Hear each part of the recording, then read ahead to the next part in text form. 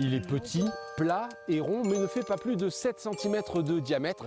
Lui, c'est le Pélardon, le fromage de chèvre AOC que je vous invite à découvrir aujourd'hui, ici même à la ferme de Bélis, à Mialet dans le Gard, avec Frédéric et Amandine qui vont nous expliquer les secrets de sa production.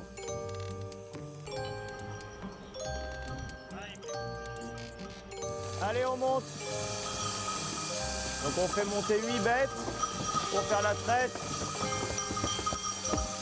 Oh bah une journée type, elle est simple, elle commence le matin vers 7 h où je rejoins les animaux, je leur donne à manger, une petite brassée de foin pour les préparer pour la traite. Et après on fait la traite, en général vers 8 h, ça va nous prendre à peu près 2 heures.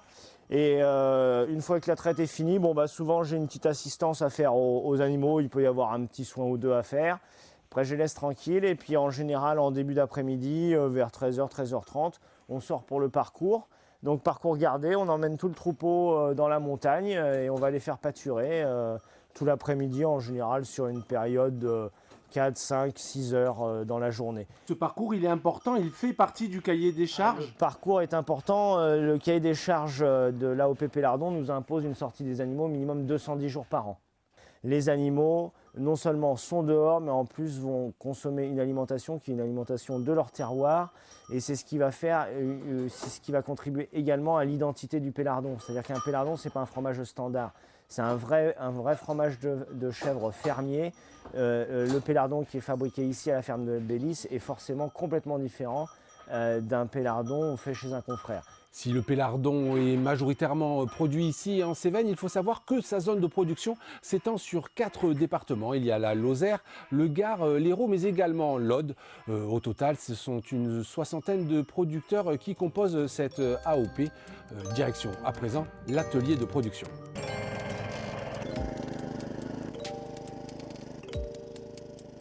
Fred a fait donc la traite hier matin. Il m'a ramené le lait des chèvres que j'ai filtré et que j'ai ensemencé. Donc l'ensemencement pour le Pélardon, c'est ensemencé avec du petit lait. Donc le petit lait, c'est ce qu'on voit au-dessus, le liquide qui est là. En fait, c'est comme quand on achète les yaourts, c'est ce qui est au-dessus. Et après, j'ajoute la présure. La présure, c'est le coagulant, c'est ce qui permet d'avoir ce flan après. Donc on passe de l'état liquide à un état solide. Donc les moules à Pélardon, c'est une taille bien définie, il ressemble à ça. Donc Amandine, il y a un cahier des charges bien précis pour le Pélardon, quel est-il? Tout d'abord, c'est le lait de la ferme. C'est un moulage à la louche. C'est 2 retournements et 2 salages, avec un temps entre chaque. Il doit faire minimum 23 mm de haut, on va dire jusqu'à 70 je crois en diamètre. Et il doit peser au minimum 60 grammes. Et un autre point, et qui est peut-être le plus important, c'est que le Pélardon doit être affiné 11 jours pour avoir l'appellation. Avant, c'est du fromage de chèvre.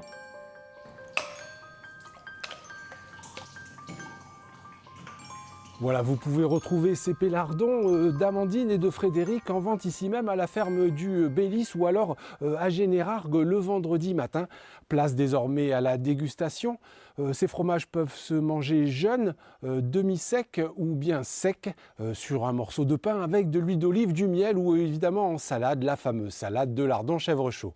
Adieu.